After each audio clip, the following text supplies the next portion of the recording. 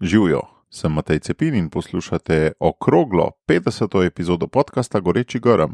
V njej je moj gost Aleš Primc, verjetno eden najbolj neutrudnih civilno-družbenih delavcev v Sloveniji. Stavim, da Aleša poznate. Zelo verjetno pa je tudi, da o njem nimate ravno neutralnega mnenja. Morda ste med tistimi, ki vas govor o njem spravi v rahlo nelagodje, morda pa ste med tistimi, ki se ne morejo načuditi rekoč, kako se mu to da. In prav vprašanje, kako se mu da, je vprašanje pravzaprav zelo povezano z gorečimi grmi. Goreči grm namreč sam razumem kot nekaj, zaradi česar se ti da prenesti tudi marsikatero žalitev in biti marsikatero bitko, od katere sam neposredno nimaš koristi.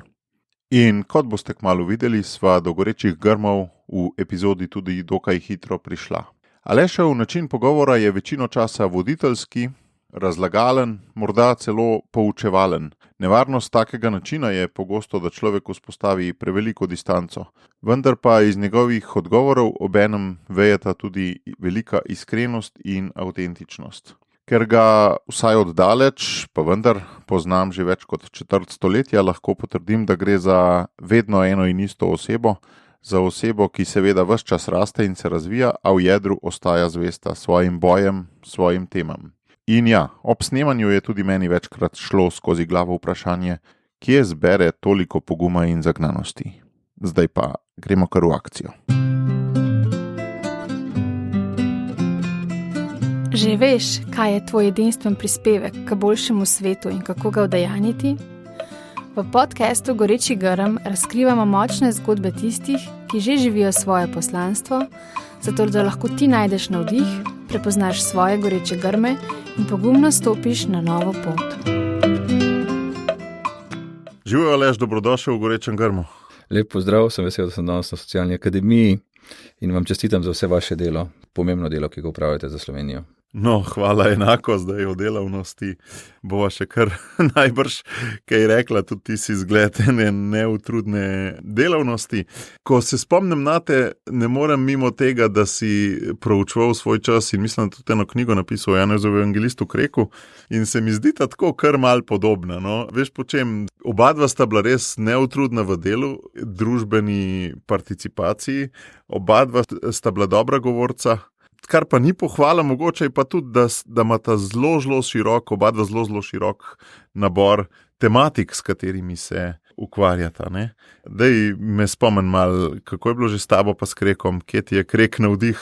Ja, Janez evangelist Krek je ena največjih osebnosti v slovenski zgodovini, prav gotovo pa največja osebnost v smislu javnega delavca, civilno-družbenega aktivista, v povezavi s politiko, v povezavi s civilno družbo, v povezavi z delavskim gibanjem, delom za mlade. Janez evangelist Krek je bil res navdih za ljudi svojega časa, zato ker je izžareval neizmerno voljo delati dobro in tudi neizmerno silo, kako je on vse, kar je imel, se pravi svoje življenje, svoje znanje, usmerjal v to, da je delal premike na boljše. Se pravi, ni bilo predaje, ni bilo nečesa, kar je bilo nemogočega. Če se je odločil, da bo poskušal izboljšati socialni položaj ene vasi, je to naredil. Če se je odločil, da bo v svojih krajih naredil vodovod, se je tega spravil. Če se je odločil, da je potrebno graditi delavske hiše, se je spravil tudi k temu. Ko se je enkrat v enem trenutku odločil, da je pač ugotovil, da se preveč popiva po Sloveniji, je pač ustanovil protialkoholno društvo, čeprav je tudi sam kdaj kakšen kozarček spil in tako naprej. Ne? In pa seveda njegovo glavno delo je bilo vzpostavitev zadružnega gibanja za pomoč kmečkemu prebivalstvu, ki je takrat trpelo celo serijo nekih težav, delno povezanih z slabo razvitostjo, delno pa tudi za krizo v kmetijstvu, ki je bila v tistem času. Bil je tudi začetnik slovenskega delavskega gibanja z ustanavljanjem delavskih društev. Res, kot si na začetku rekel, on je bil človek, ki se je res ukvarjal z mnogimi stvarmi, ob tem pa seveda je bil duhovnik, profesor na teološki fakulteti, prevajal Sveto pismo in znal 13 jezikov. Se pravi, on je bil tudi eden najbolj načitanih ljudi svojega časa, ker je pač lahko bral, sicer z zamikom, ker časopisi takrat niso prišli, recimo v Ljubljano ali pa na Dunaj, tako kot danes v realnem času, se pravi tisti dan, ko izide. Pa on je bral, spremljal medije takratnega časa iz cele Evrope in seveda iskal in nabiral dobre ideje, ki jih je potem uporabljal pri svojem delu. Hkrati pa tisto, kar je pa mene na njemu pritegnilo, je bila pa ta karizma. Karizma nepopustljivega boja za pravice, za dobro, za tisto, kar je prav. Se pravi, ko vidiš krivico, enostavno ne moreš mimo, se ne moreš stran obrniti, ampak jo moraš popraviti.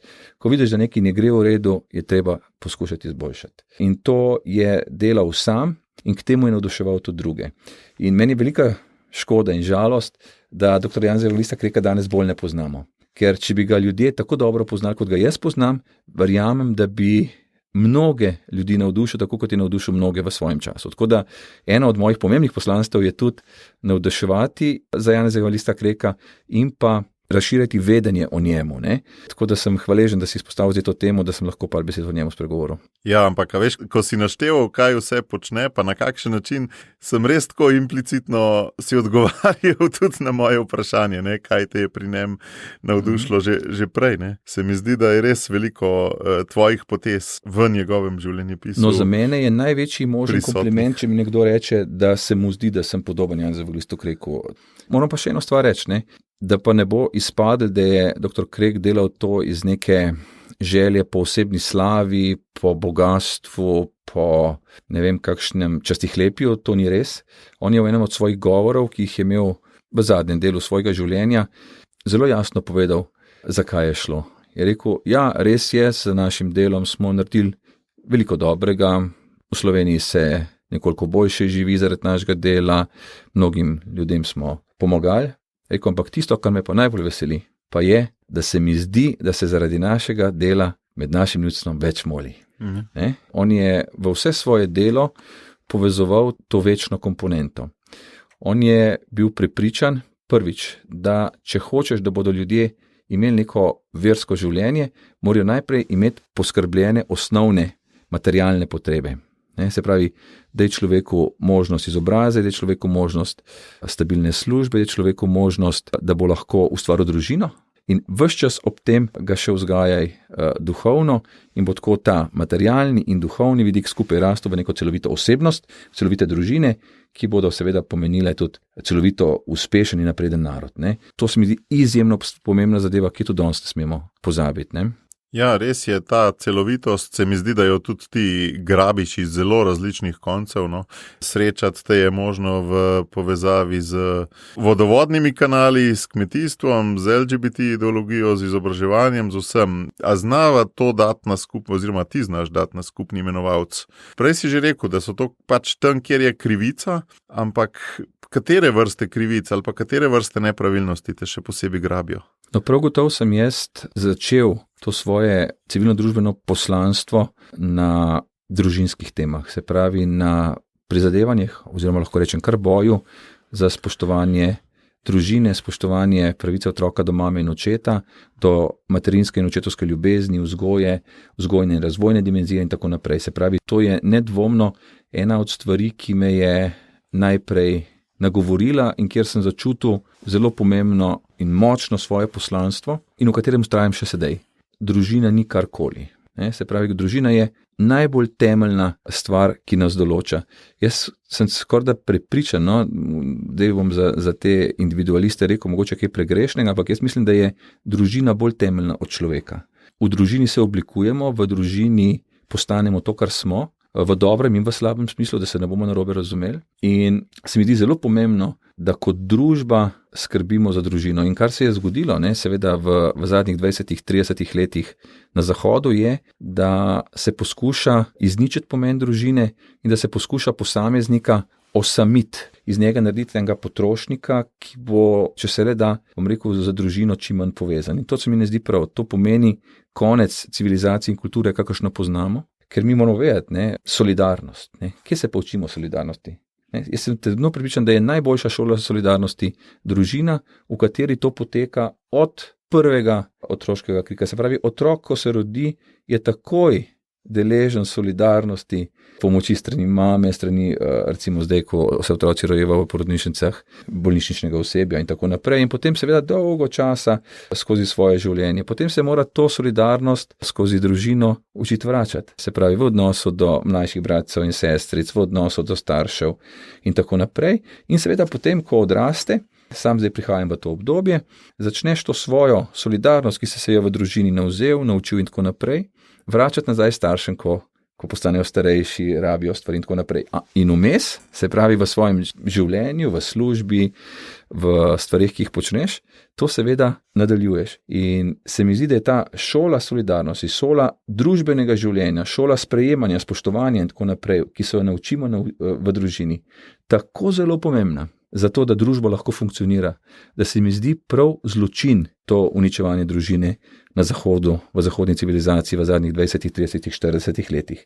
In temu sem se uprl. Enostavno iz tega zavedanja, kako pomembna je družina za otroka, kako pomembna je družina za naš razvoj, sem rekel, ne, enostavno ne smem dovoliti oziroma narediti moram vse, kar je v moji moči, zato, da se ohrani pomen mame in očeta, ker mama in oče sta temelj družine. Včasih bi mogoče kdo rekel, da so otroci temelj družine. Ne, odnos med mamo in očetom je tisti, ki definira odnose v celotni družini. Seveda se potem otrokom prilagajamo gor in dol. Ampak ta odnos med mamo in očetom je za mene temeljni odnos v družini. In če država sistemsko omalovažuje pomen mame ali pa pomen očeta, ali pa kar obeh, je to katastrofa za otroke in posledično se to bo slejko prej pokazalo tudi za celotno družbo. In enostavno tega nisem mogel gledati, to sem v sebi zelo močno začutil in to me še danes žene. In kdaj je to prebil pri tebi? To se je zgodilo leta 2001, ko sem na teletekstu, takrat smo še teletekst gledali kot tisto način seznanjanja z novicami, ko sem prebral, mislim, je bil to 19. april, lahko preverim, ampak mislim, da si prav gotovo je bil april, da je Državni zbor sprejel zakon o oplojevanju z biomedicinsko pomočjo žensk brez partnerja. Sem rekel, čakaj, kje smo pa moški? A nisi v tem procesu bil še prej, ali kaj, ampak si šele po sprejemu seznanil s tem? Takrat, ko se je zadeva sprejemala, jaz prej nisem zasledil, enostavno je šla ta zadeva mimo mene. Sprejem tega zakona. In potem jaz to videl. Kaj majhne otroke takrat? Takrat še nisem imel otrok. Tako čuden si, težko si predstavljam, da gre taka pomembna stvar mimo tebe. Ta stvar je šla popolnoma mimo mene, se pravi faza sprejemanja tega zakona. Vidim to na teletekstu in pomislim sem rekel, čakaj malo, zdaj se bodo pa vlogo moških, vlogo očetov že na samem začetku probali zničati. Ne? Se pravi, moški v družini očitno nič več ne pomenimo. A ne, sem rekel, to pa ne. Sem rekel, čakaj malo, otroci potrebujejo mamo in očeta. Takrat sva intenzivno že razmišljala o tem, da bi imela otroke in jaz enostavno kot nekdo, ki je bil na tem, da iz dneva v dan postane oče, se mi je zdelo to prav nemogoče. Ne? In sem to svojo očetovsko vlogo že takrat zelo močno čutil, čeprav še otrok nisem imel. No, in takrat sem potem poklical par prijateljev, sem rekel, pogledajte, kaj se vam zdi, a bi mi tole zadevo spustili skozi, ali bi se uprl, kaj bi naredil. No, in se potem najdu eno ekipo, da smo zbrali podpise za vložitev za referendum, tistih 2500, oziroma takrat je bilo treba samo 200 podpisov, mi smo izbrali pa nekaj čez 2000. No, in tako se je začela zgodba tega referenduma.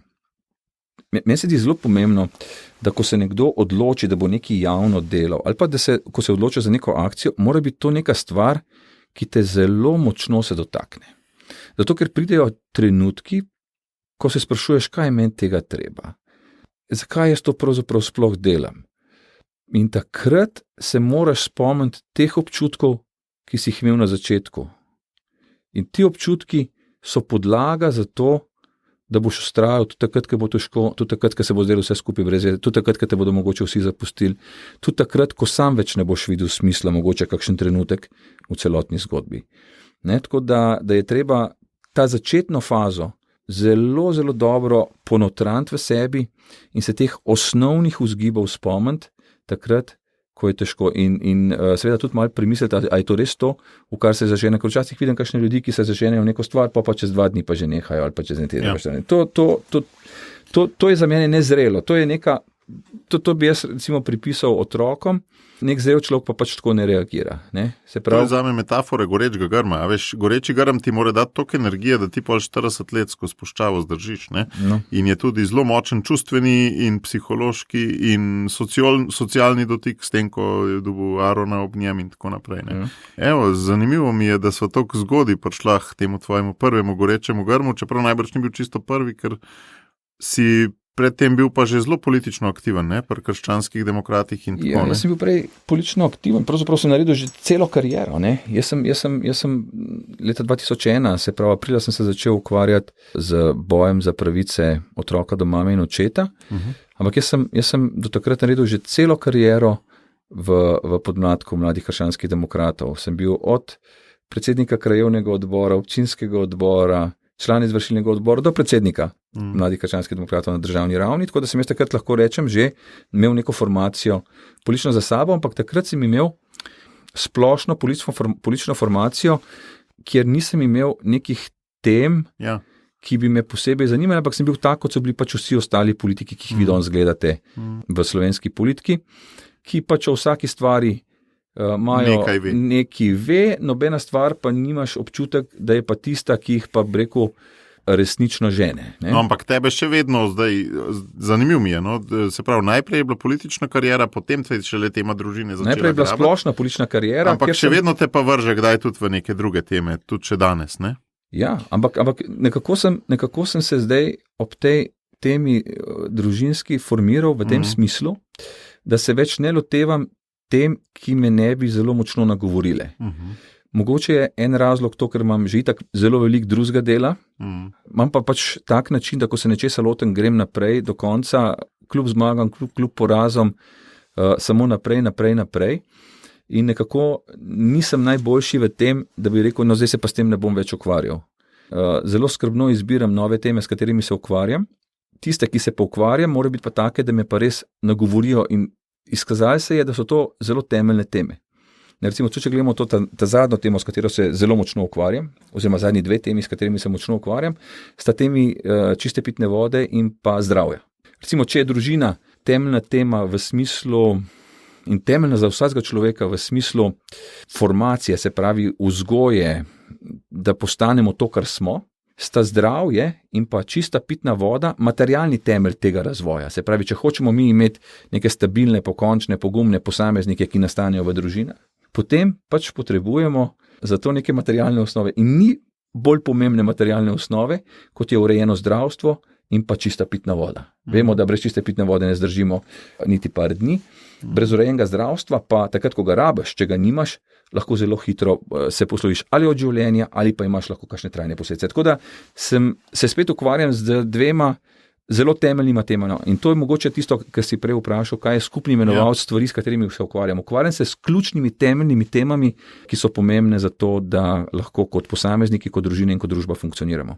A iz tega lahko sklepam, da obstaja množica tem, ki se ti zdijo enostavno preveč obrobne, da bi se z njimi ukvarjal? Jaz ne bi rekel, da obstajajo obrobne teme, vse veš, kako je to. Ne? Lahko ti rečeš, v redu, mezinc na nogi je obrobna tema tvojega telesa, ampak ko te bo ta mezinc na nogi bolel, bo postal glavna tema in ti bo v cel svet, ne samo tvoje telo, postal dosti nepomemben, če te bo dosti ta prst na nogi bolel. Ali pa en zob, zdaj sem recimo zrl modrostni zob, bi človek rekel, en zob je sorazmerno nepomemben, posebej pa modrostni zob, za ker ga pravi, da nima v telesu pravzaprav nobene funkcije, sicer tega ne verjamem čisto, ker ne vem, če bi Bog dal nam en zob, čist brez vsake funkcije, ali pa mogoče tudi, ne vem. Recimo, en zob je definiral moje življenje 3 dni do konca, celovito. Se pravi, ni bila nobena stvar pomembnejša od tega zoba, ker se pač enostavno v tistih bolečinah ne ukvarja z nobeno drugo stvar. Kaj hočem reči? Ni obrobnih tem, če postane njihova silovitost močna. Ja. Ne?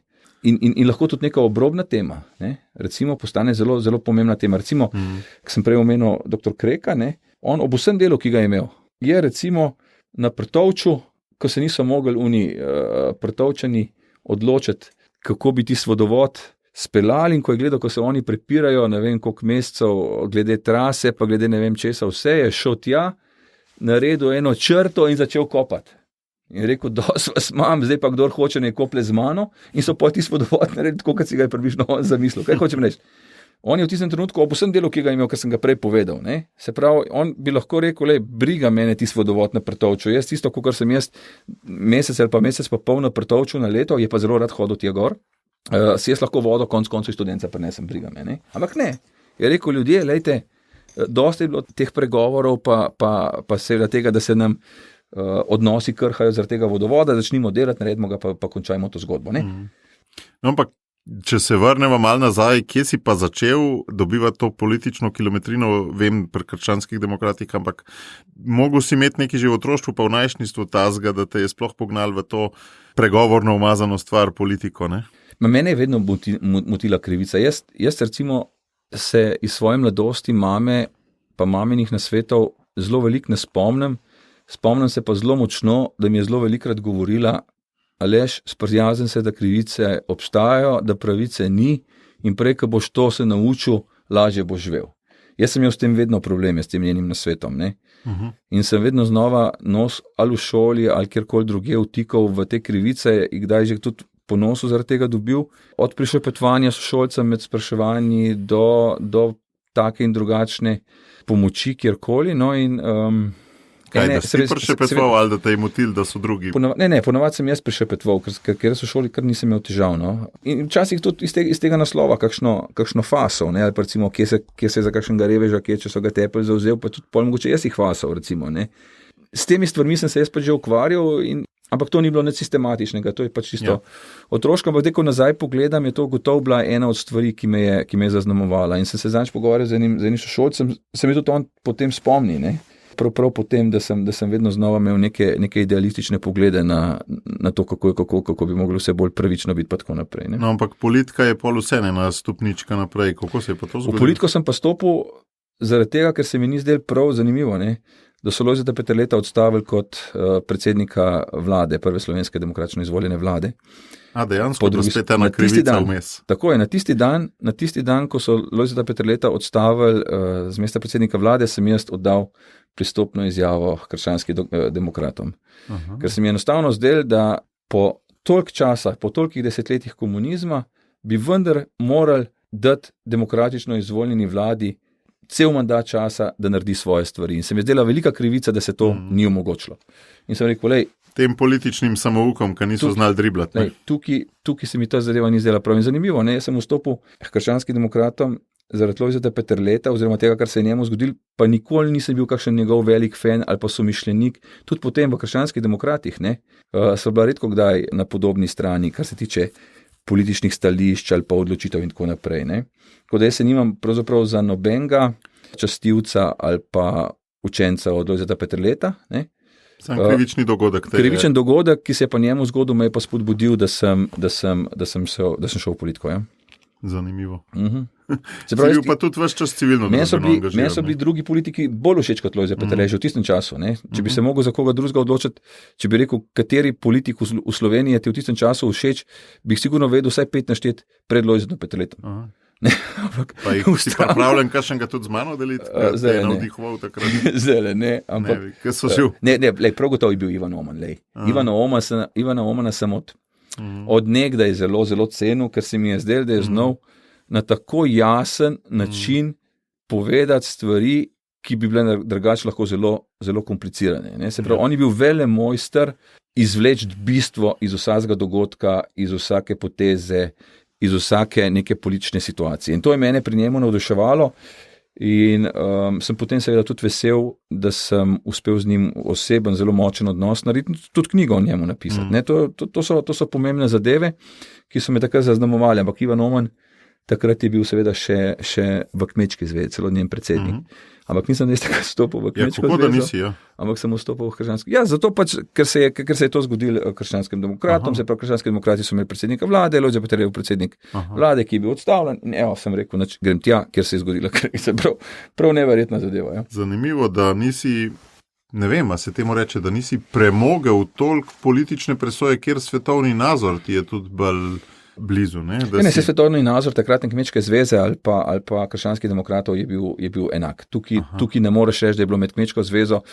Obe dve stranki sta bile krščansko-demokratsko politično orientirani. Ena mogoče z malo bolj poudarkom na Kmečkem, prebivalstvu in podeželju.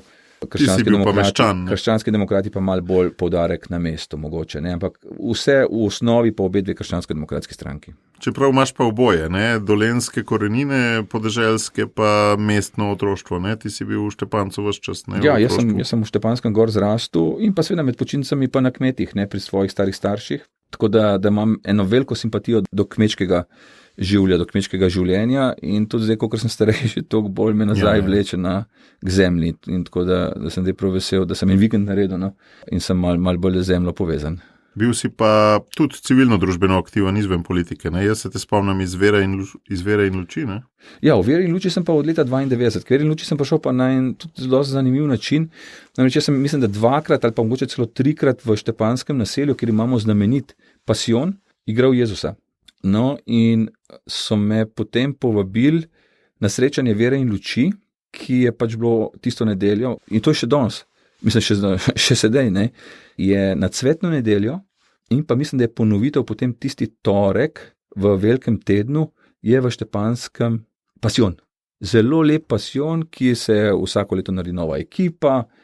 Enkrat sem bil celo jaz zraven. No, kakšni novi pristopi, nove ideje, ampak to vedno se izvede. No, in kot rečeno, jaz sem potem prišel na srečanje Vere in luči in me je neverjetno presunilo, ko igraš Jezusa v pasijonu, ne vem, kako je z drugimi, ampak jaz sem se uživel, kot da sem res Jezus.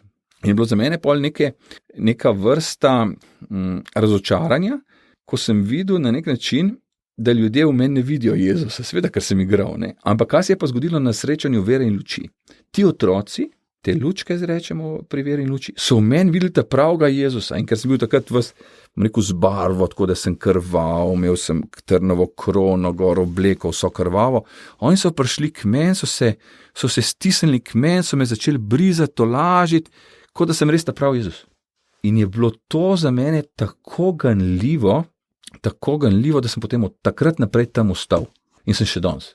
Si pa potem imel tudi neko družinsko situacijo. Jaz sem še danes član gibanja Vera in luč od takrat naprej.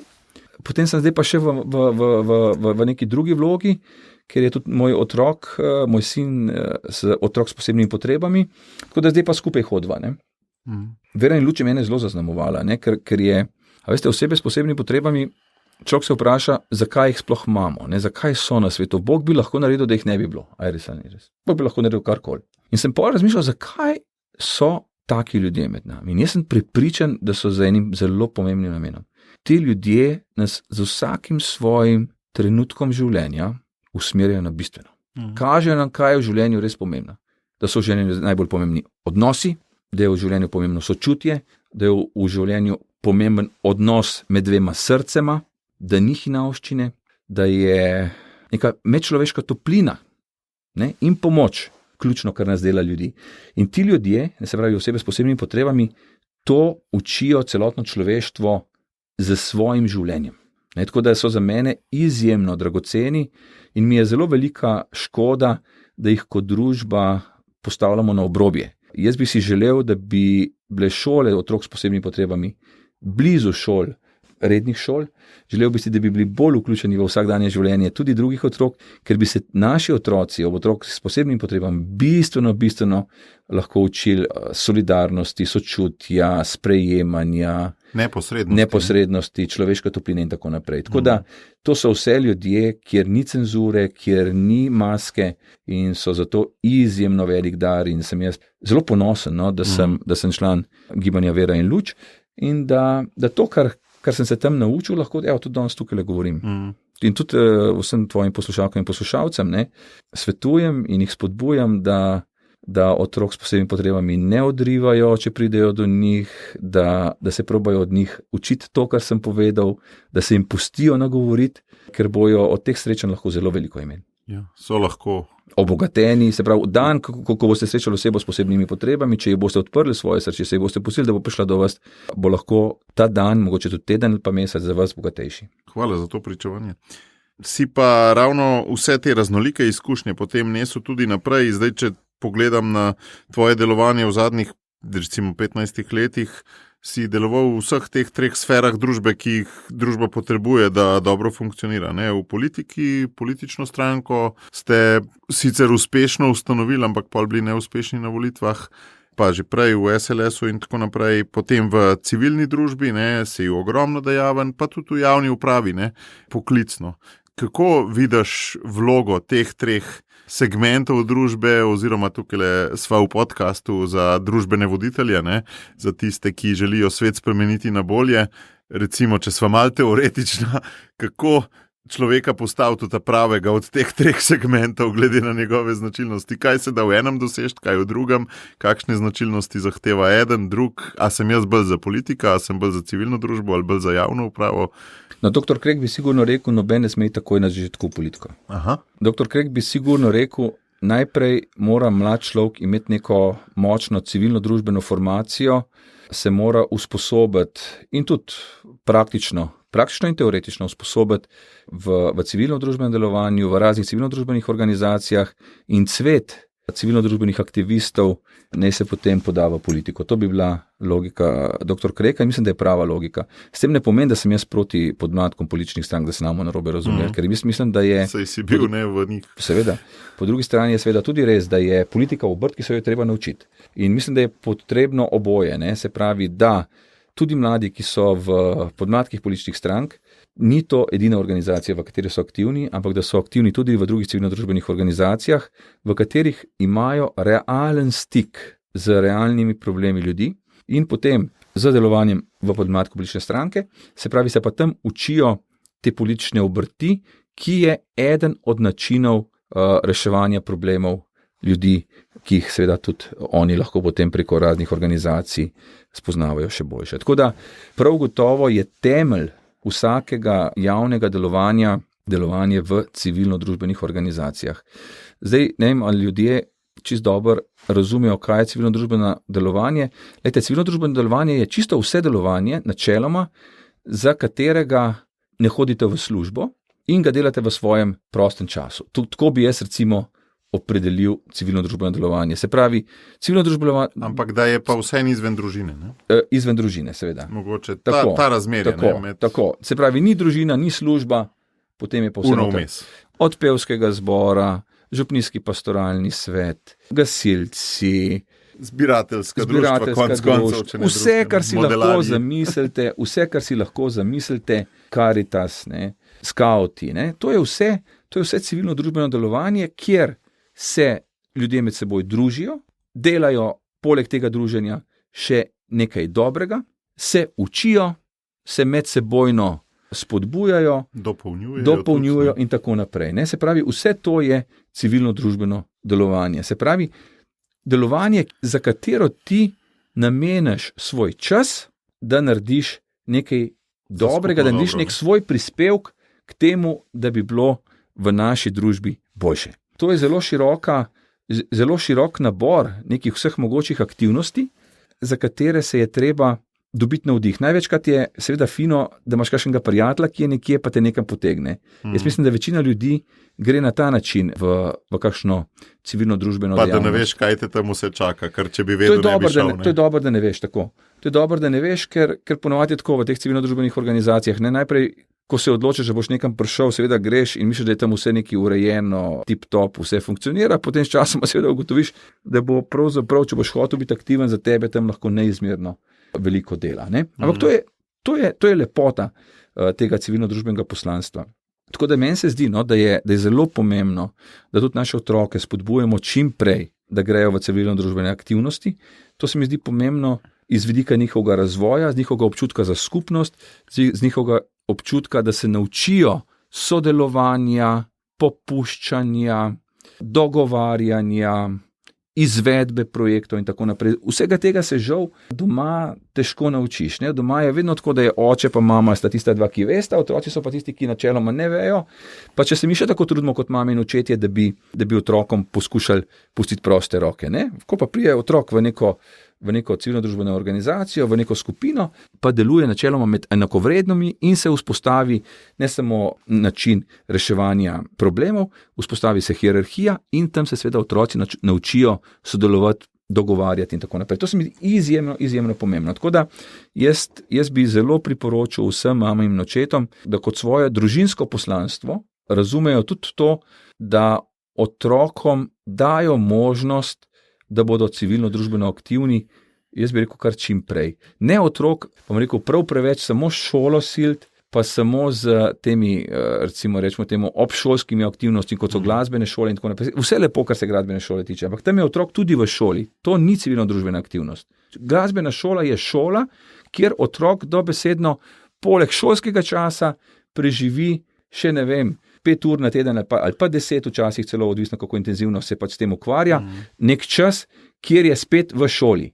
Ne? Mladinski delavci temu rečemo aktivna participacija nasproti pasivni participaciji. Ja. Pasivna participacija je tam, kjer ti si sam uporabnik, ne? Aktivna je pa tam, kjer so ustvarjaš stvari. In tukaj je razlika. Ne?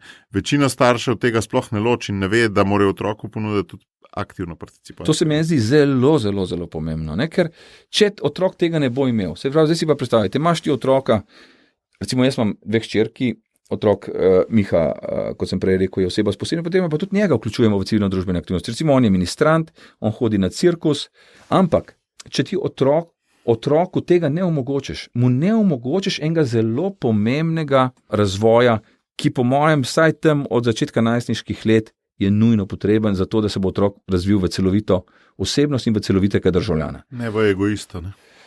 Jaz kaj rečemo mi egoisti, je to neka taka predvsem moralna sodba, kjer ne bi jaz rad. Jaz sem se nekako odločil, da ne bom nobenih moralnih sodb o nikomer dajal, ampak bom probal, rekel, vse z bolj pozitivnega vidika gledati. Ne, se pravi, jaz bi rekel tako, če otroku ne bomo ga spodbujali in mu omogočili civilno-družbenih aktivnosti, mu ne bomo dali vsega, kar bi mu v fazi njegovega odraščanja in razvoja kot družina morali. Jaz si želim, da bi starši to prepoznavali, je pa seveda težko, ker je šola sama po sebi že zahtevna, glasbene šole so zahtevne, če je otrok potem še na kakšnem športu, recimo je zelo zahtevno, so treningi 2-3 na teden in potem zelo hitro zmanjka časa, da bi bil otrok družbeno aktiven. Če pa otrok ne bo civilno-družbeno aktiven v tem obdobju, recimo, če rečemo pubertete in pa potem še študijskega obdobja, je velika verjetnost, da ne bo nikoli. Ne? In če se to zgodi, to pomeni, da smo izgubili aktivne državljane. Ne? Ta človek bo lahko v službi uspešen, bo imel lahko uspešno družino, ampak te aktivne državljanske vloge pa zelo verjetno ne bo izvajal. Ne? In bo tako, kako bi rekel, kot si prej rekel, aktivno pa pasivna participacija, bo pač bolj kot ne pasiven državljan, ki bo ali pa ne bo šel na volitve, ki bo ali pa ne bo kdaj kaj je aktiven. Tako da neka država ali pa družba, ki hoče biti uspešna, mora imeti zelo velik, čim večji, tako imenovani srednji razred, se pravi ljudi, ki od svojega dela solidno živijo in imajo čas, da so tudi aktivni zunaj službe in zunaj družine. To ti pač ta srednji razred zagotavlja. In ta srednji razred zagotavlja tudi neke močne demokratične standarde, kako temu rečemo, recimo kot check and balance, kontrolni mehanizem demokratični in tako naprej. In seveda to dolgoročno pomeni demokracijo. Dolgoročno to pomeni tudi blaginjo, ne? Ker mi smo ugotovili seveda, da pač diktatura ni optimalna za našo blaginjo. Ne? Tako da jaz bi rekel, vse se pa začne, kot sem že prej rekel, s tem, da bojo mame in očetje v družinah prepoznavali pomen tudi civilno-družbenega dela za naše otroke. No, in jaz sem vesel, recimo, da moji hčerki sta aktivni v župniji, sta aktivni v pevskih zborih, da so aktivni pri animatorjih, da se potem še sami neki menijo, pa neke projekte delajo. To se mi zdi zelo pomembno. No, in jaz tudi na račun šole, moram kar reči, če vidim, da imajo punce te aktivnosti, zamižim na eno, pa rečem, v redu, pa pejte. Ne. Čeprav vem, da bo mogoče zaradi tega kakšna ocena ali pa 2 manj na testu. Ne. Tukaj gledava izredno podobno. Me pa zanima, tako tebe vidim kot večmotorno letalo v civilni družbi, v politiki se mi pa zdi, ko smo prej govorila, pa da si takrat z SLS-om tik pred volitvami neki ste brbotali, pa pol ta gibanje za otroke in družine, da tukaj pa bi rekel, ne žanješ tok nekih sadov, pa ne vem, a je to osebnostna značilnost taka, da si bolj za civilno družbo narejen, da ne bo pomote. Jaz spoštujem tvoje delovanje in tudi jaz imam 80% stvari, ki mi ne ratajo. Ne? Ampak sam zanima me, a je kaj na tej moji hipotezi, da si pač bolj človek naravnan v civilno družbo, pa malo manj v politiko. Ne vem, ker meni se zdi, da so te mogoče glih lučke naučile toliko te neposrednosti, da si mogoče za politiko pol mal provociram. Ja, meni je že kdaj kdo rekel, da sem petelin, ki prezgodi kikirika. Okay. Se pravi, da se stvari, ki jih jaz povem, sicer izkažejo sorazmerno kmalu. Sam jih prezgodi poveš. Kot resnične, ampak da pač prezgodi kikirikam. Za politiko je treba dozoreti in v politiki rabiš tudi botre. Se pravi, če hočeš kot mlad človek v politiki uspeti, je popolnoma nemogoče, da uspeš, brez da bi bila ena vplivna skupina starejših, ki bi te naprej porinila. Jaz te skupine starejših, ki bi naprej porinili, nisem nikoli imel. Verjetno prav zaradi tega, kar si rekel, prevelike neposrednosti, preveč razmišljanja svojo glavo, ker to moraš vedeti, starejši ljudje, ki so v politiki vplivni, želijo imeti ubogljive mlade ljudi, ki jih bodo naprej porinili. Se pravi, ki bodo pač delati, kot bodo oni hoteli. Jaz tak res nisem nikoli bil, zato verjetno tudi ni bilo v dosedanji moji karieri nekih pomembnih funkcij, ki bi jih zasedal. No? Sem se pa ves čas politično izgrajeval, tako da zdaj mislim, da sem v zadnjih recimo 5-10 letih uspel oblikovati mislim, da dosti samosvoj, prepoznaven politični profil, ki je po eni strani drugačen od drugih, po drugi strani pa za ljudi zanimiv. Ker je ena kombinacija zelo močne socialne note, se pravi note socialne pravičnosti po eni strani in po drugi strani teh močnih temeljnih tem, za katere se zavzemam. Hkrati pa bom rekel tudi neka velika odprtost in razumevanje za to, da če ne bomo ustvarjali, tudi ne bomo imeli kaj žeti pa jesti. Tako da jaz v svojem tem političnem profilu izpostavljam zelo močen socialne pravice tam, kjer so potrebne. Po drugi strani pa zagovarjam zelo široko polje svobode pri ustvarjanju nizke davke, s katerimi omogočamo, da bodo ljudje, ki imajo ideje, ki imajo vizijo, ki imajo pogum, imeli možnost ustvarjati tisto bogatstvo družbe, ki šele omogoča blaginjo. Jaz imam občutek, da recimo levičarji, ki tudi podobno kot jaz, zelo močno poudarjajo socialne pravice, pozabljajo na to, da če hočeš imeti socialne pravice, če hočeš deliti, je najprej potrebno ustvariti. To je recimo razlika med mano in recimo levičarji slovenskimi, ki ima občutek, da ne razumejo, kaj je to gospodarstvo. Ne? Oni mislijo, da več kot bodo nabili davkov, bolj ko bodo pobrali tistim ljudem, ki so uspešni in ustvarjalni, več bodo lahko razdelili. To velja, ampak velja samo na kratek rok. Ker s tem, če boš ti preveč stisnil ustvarjalne ljudi, ali boš ubil njihovo ustvarjalnost, ali boš pa odgnal v tujino. Samo te dve možnosti sta. In dolgoročno ena in druga možnost pomenta nižjo blaginjo in posledično tudi nižje socialne pravice.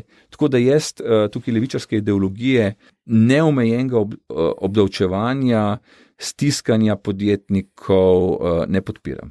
Jaz si želim, da tisti, ki so potrebni socialne pomoči, dobijo socialno pomoč hitro, dobijo zadosti veliko, da bodo lahko normalno živeli, ker vedeti moramo, vsi ljudje imamo usta in vsi ljudje moramo v ta usta vsak dan dati toliko, da preživimo. Tukaj ni med nami nobenih razlik in tukaj smo tako bogata družba, da noben ne bi smel biti lačen, noben ne bi smel imeti problemov z osnovnim preživetjem. Hkrati mora biti pa tudi spodbuda v družbi, ne, da tisti, ki je sposoben, dela. Ne? A veste, ker dela, eni pravijo, ja, se bom jaz odločil, bom delal ali ne. Ne. Če si pri moči, da boš delal, če si mlad, se ti nimaš pravice odločiti, da ne boš delal. Nimaš pravice. Se pravi, če si sposoben in zadosti star, da boš delal, potem delaš zato, ker je to tudi vir česa? Tvojega dostojanstva. Če ti cele dni ležiš v posli, se sam sebi čez en teden ali pa 14 dni diš vreden manj kot gnoj. Se rečeš, kaj pa je, sej vse brez veze, sej nisem nič. Če pa nekaj delaš, imaš kaj za pokazati, vidiš sadove svojega dela, se čutiš pomembnega, se čutiš izpolnjenega svojem dostojanstvom. Se pravi, delo je za mene ne samo kategorija, ki je pomembna za to, da preživimo. Delo je pomembna tudi zato, ker mene dela pokončnega samozavestnega človeka. Zato se mi zdi ta pravica do dela, hkrati tudi dolžnost do dela. To mogoče nekateri ne razumejo dobro. Tako da jaz recimo sem odločno proti temu, čemu v zadnjem času govorijo univerzalni temeljni dohodek, da pač bo vsak dobil nek denar, potem se bo pa sam odločil, bo delal ali ne. Prvič se mi zdi, da je to ekonomsko in finančno ne zdrži. Ne. Drugi se mi zdi nepošteno, da bi eni delali za tiste, ki nočejo delati, po drugi strani se mi pa zdi, da je to velika škoda za tiste, ki bi se odločili, da bi ne bi nič delali, pa bi ta denar dobili, ker bi s tem propadali kot ljudje. Ti si večkrat zdaj v tej razlagi uporabljal besedo levičar, pa se mi zdi, kar si prej rekel, da poskušaš dokaj negativno uporabljaš to besedo levičar, se mi zdi, ne, v povezavi z levičarska ideologija, levičarska to ono tretje, pa se mi zdi, da meni osebno to ni toliko slaba beseda in imam na nek način tudi tebe za levičarja po svoje, ne, se itak družbeni nauk cerkve je sredinski. Recimo takrat se te najbolj spomnim, kaj je bilo privatizacija NLB-ja, ne, mislim, da si bil ti proti, ne, ali kako je že bilo. V privatizaciji NLB-ja se pa jaz takrat nisem spuščal. Mislim, da so bile neke banke, ki si bil ti veliko bolj zadržan od ostalih. A ja, to pa ja. Nekaj je bilo to, to sem pa jaz rekel, ja, da temeljnih stvari za funkcioniranje družbe pa ne bi smeli v privatne roke spustiti. Recimo elektroenergetski sistem, vode, to pa prav gotovo ne. Se pravi, železnic, se pravi cest. Se pravi, to mislim, da mora ostati javno dobro in da je v javnem interesu, da nekdo ne sprivatizira teh temeljnih, kako bi rekel, komunikacijskih kanalov in pa tisto, kar je nujno potrebno za naše vsakdanje življenje. To pa ja. No, ampak tole mene zanima, res pri tem dialogu. Meni se zdi, da je v Sloveniji da smo zelo žejni dialoga. No? In se mi zdi, da če preveč opletamo s temi levičarska ideologija, gor dol, LGBT agenda, da je to po svoje mal nevaren, ker zagotovo ubija dialog, ne? Če druge nazivamo tako, kot se sami ne bi. Po drugi strani je pa povedati brez dlake na jeziku prav, je pa to temeljni gradnik dialoga. Ne? Tukaj v bistvu sam ne vem čistočno, kako se obrniti, pa me zanima malo tvoje mnenje. No? Tukaj jaz sledim dr. Janeza Evangelista Kreka. Če boste vi brali tekst od Janeza Evangelista Kreka, njegove govore, boste videli, da je bil on neizprosen. In je bil neizprosen v tem, kako je poimenoval stvari s pravimi imeni. Jaz mislim, jaz sledim pač temu, da je neka elementarna poštenost in pa resnicoljubnost potrebna v javnem, tako kot v vsakem drugem dialogu. Če se midva med sabo zdaj pogovarjava v nekih šifrah, kjer bom rekel, poskušal do tebe biti čim bolj, kot da te ja ne bom kje prizadel, bova midva zelo težko dobro sodelovala, predvsem pa jaz tebi zelo težko pomagal, da boš ti boljši. Ali pa da boš delal tisto, kar bi bilo po mojem treba za najno dobro skupno sodelovanje. Jaz sem tukaj, bom rekel, zelo naklonjen temu, da se jasno pogovarjamo. Recimo, dr. Janez Evangelista Krek je enkrat rekel, zakaj uporabljajo socialisti oziroma liberalci, kot jih je on poimenoval, jezik. Rekel, oni uporabljajo jezik za zakrivanje svojih misli. Ne? In rekel, to je njihova grda lastnost. Ne? Se pravi, oni eno govorijo, drugo delajo in še verjetno tretje pa mislijo. Ne? Se pravi, jaz mislim, da je za vsak dialog in tudi za družbeni dialog pomembno, da govorimo čim bolj neposredno, nežaljivo, ampak da poimenujemo stvari za pravo besedo. Naprimer, ko govorimo v recimo jeziku življenja nerojenega otroka. Meni se zdi zelo pomembno, da uporabljamo besedo, da gre za nerojenega otroka. Meni se zdi zelo pomembno, da ko gre za smrt nerojenega otroka, povemo, da gre za smrt nerojenega otroka. Meni se zdi zelo pomembno, ko govorimo o splavu, govorimo o končanju življenja nerojenega otroka. Ne pa, da govorimo o umetni prekinitvi nosečnosti. Ja, veste, če mi rečemo umetna prekinitev nosečnosti, je kaj v naših glavah? Kaj pomeni prekinitev? Mi to lahko tale najin pogovor zdaj prekiniva, pa ga čez 5 minut nadaljujeva. Gre lahko na stranišče, spijeva lahko kozarc pijače in nadaljujeva. To je prekinitev. Ampak umetna prekinitev nosečnosti je zavajajoč termin, ker ne gre za prekinitev, ampak gre za dokončno končanje življenja nerojenega otroka. Če bi uporabljali besede, s katerimi ne bi zakrivali dejanske stvarnosti, bi bili mnogi problemi lažje rešljivi. In jaz mislim, da tukaj imamo zdaj pač za sabo, desetletja in desetletja zmanipulirane govorice in imamo zaradi tega tudi desetletja in desetletja zmanipuliranih družbenih tem in imamo iz tega naslova tudi desetletja in desetletja tragedij. In moje trdno prepričanje je, da teh tragedij, ki so se začele z zlorabo jezika, z namernim zakrivanjem, jezikovnim zakrivanjem dejstev, da jih ne bomo nikoli mogli teh dejstev popraviti, če ne bomo najprej spremenili govorice. Zato jaz v svoji govorici uporabljam recimo zelo jasno govorico, kjer poskušam pojave v družbi opisati na način opisa dejanskega stanja. Veš kaj, tukaj se strinjava v tem delu. Bom pa šel na en primer, kjer se mogoče ne strinjava čist, pa nisem siguren, ker ti tega nisi nikoli rekel, nisem te še slišal reči, levičarji lažejo.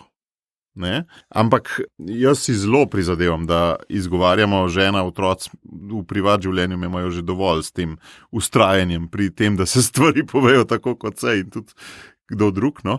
Ampak ko pa govorimo o več osebah skupaj, pa jih kategoriziramo tako, da nekako eno povprečje vzamemo, ne?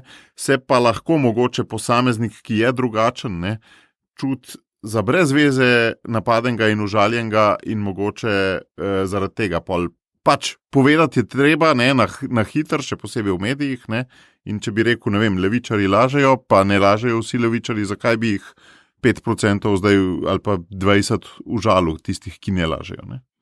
No, jaz se zelo trudim v svojem govoru ne napadati oseb ali pa osebnosti, ampak njihovih dejanj. To se mi zdi zelo pomembno. Recimo, jaz se večkrat ob kakšno ravnanje Lukata Mesca ali pa Kordiša Mihata spotaknem. Ne? Ampak jaz mislim, da me še niste slišali, da bi jaz rekel, Miha Kordiš je hudoben človek ali pa Luka Mesec je pokvarjen. To bi mi morali zelo, zelo ujiti, bi bilo zelo, zelo nepremišljeno.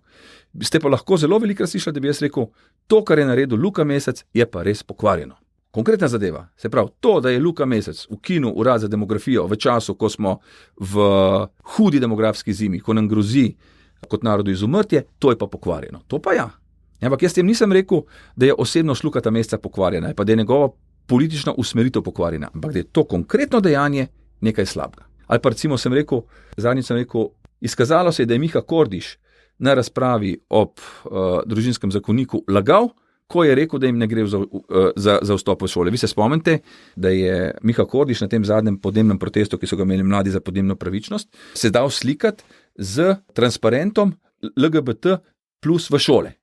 Ne? In če se spomnite, recimo, mislim, da je bilo to lansko leto septembra v razpravi o družinskem zakoniku v državnem zboru, ko sem jaz poudarjal, da gre pri sprejemanju sprememb družinskega zakonika prav za željo LGBTQIA plus lobija, da svojo ideologijo uvede v šole, je meni Miha Kordiš imel besedo, češ govoriš o stvari, ki ni res, ki nima veze z družinskim zakonikom. In pogledajte, on je potem, se pravi, po pol leta, sam po nazoru za svojo sliko s plakatom, da je šlo točno za to. In sem rekel, pogledajte, kako je Miha Kordiš lagal v državnem zboru, ko je govoril, da jim ne gre za vstop v šolo. Se pravi, meni se ti to zelo pomembno. Se pravi, da napadamo, lahko tudi ostro govorimo o konkretnih dejanjih ljudi, da se pa s tem ne spravljamo na njihovo celovito osebnost.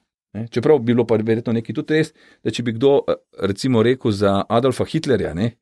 Da bi samo kritiziral njegove zle poteze, jaz mislim, da za take ljudi, ki so pa tako generalno grozodejstev naredili tok in tako nerazumnih in v tako velikem obsegu, v takem primeru pa mislim, da tudi noben ne zameri, če rečemo, Adolf Hitler je bil hudoben človek. Se pravi, jaz mislim, da je treba paziti pri tem izrekanju, da nismo žaljivi in da ne posegamo na osebno področje, ker nikoli ne veš, kdaj boš s kom mogel sodelovati. Poglejte, jaz zdaj lahko rečem, da sem prav verjetno tudi s tem razlogom, ker sem na nek način pazil na te besede, lahko zdaj zelo dobro sodelujem z stranko Levica pri branjenju ljubljanske čiste pitne vode. Se pravi, tako stranka Levica kot jaz se zavzemamo za ustavitev gradnje drekovoda preko 90% ljubljanske pitne vode in dobro sodelujemo, se dobro dopolnjuje v tem boju.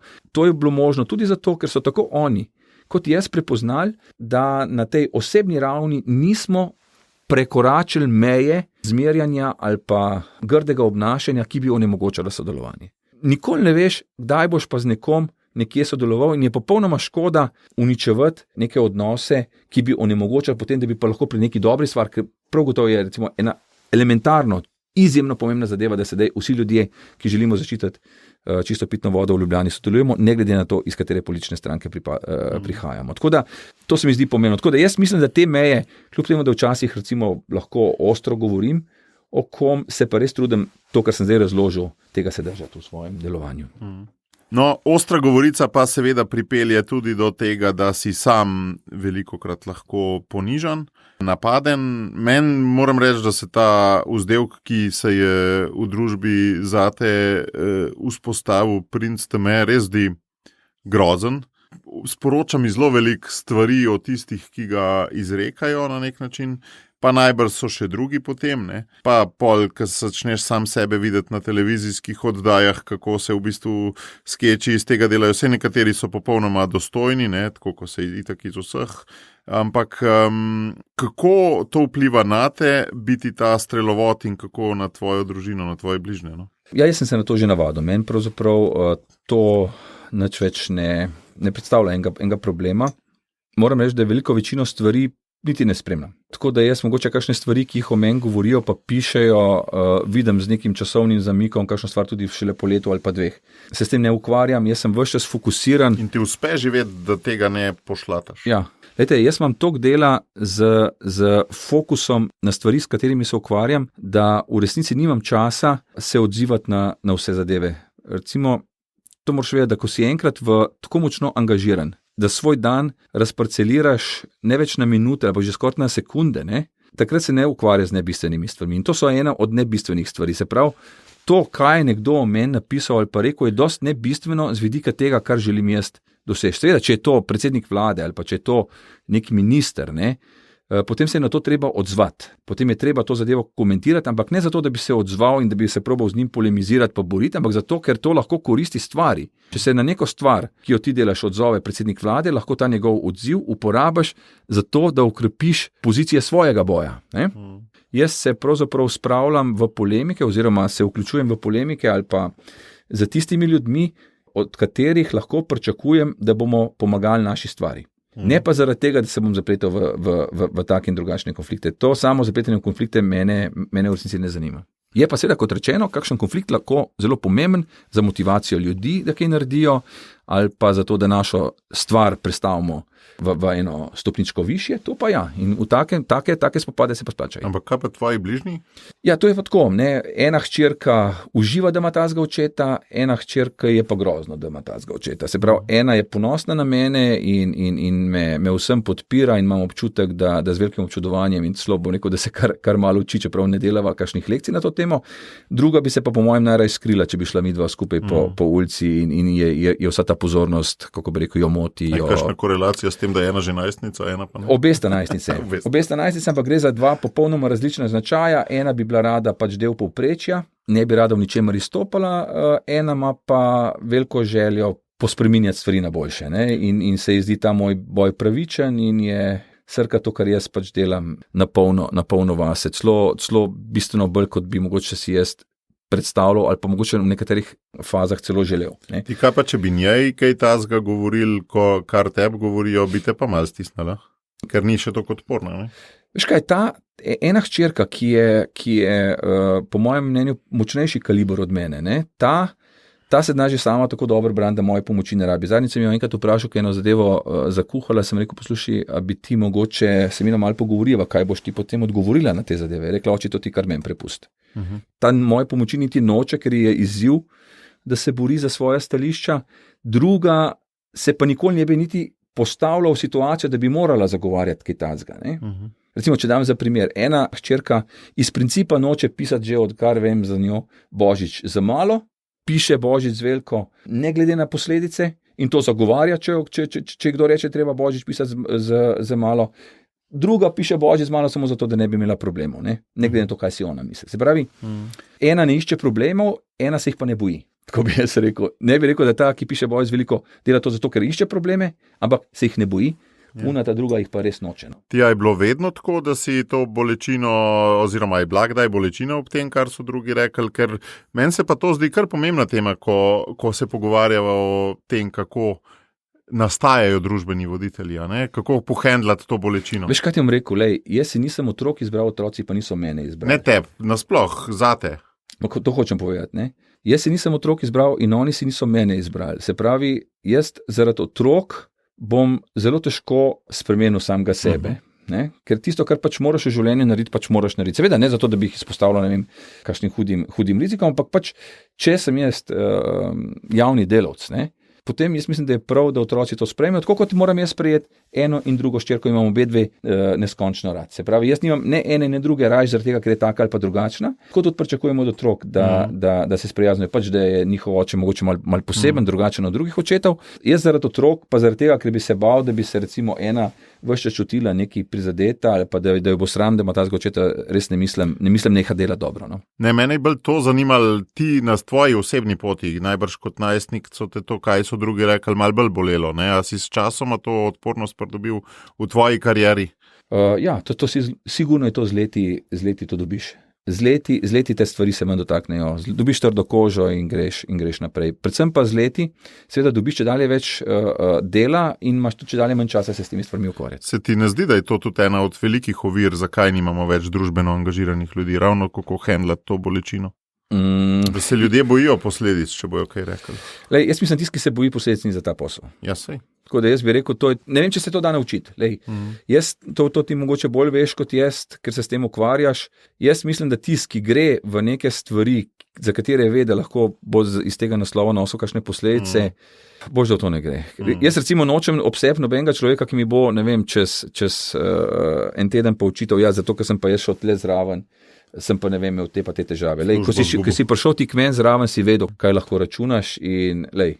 Še zadnje vprašanje. Vemo, kaj so tvoji kratkoročni cilji, bolj ali manj na družbenem področju. Kako pa vidiš svojo dolgoročno ali pa srednjeročno vizijo? Kaj želiš še dati v teh nekaj letih, ki ti še ostaja? Jaz mislim, da pred sabo imam recimo mogoče, ne vem, 5-10 let in v teh 5-10 letih bi pač rad oddelal svoje delo. Jaz sem se nekako odvadil pričakovati, gledati rezultate svojega dela, ampak sem nekako sprejel koncept, da bom naredil vse, kar je v moji moči, za tisto, kar mislim, da je treba narediti, ne glede na to, ali bom jaz letos ali pa drugo leto ali pa sploh za časa svojega življenja videl rezultate. Trdno pa verjamem, da vse, kar dobrega delam, se sestavlja v nek mozaik, ki bo obrodil dobre sadove. To pa ja. Ker se mi zdi, da dobro delati nikoli ne more biti napačna odločitev. Evo. Tako kot športniki približno. Ne? Jaz moram svoj nastop oddelati na olimpijadi vrhunsko, zdaj bo medalja ali ne bo, je pa ni moja stvar. Ne pa še od drugih odvisno. Od drugih in pa, lej, pri mojem delu je Ignacio Legrandjaga, kaj je rekel. Ne? Se pravi,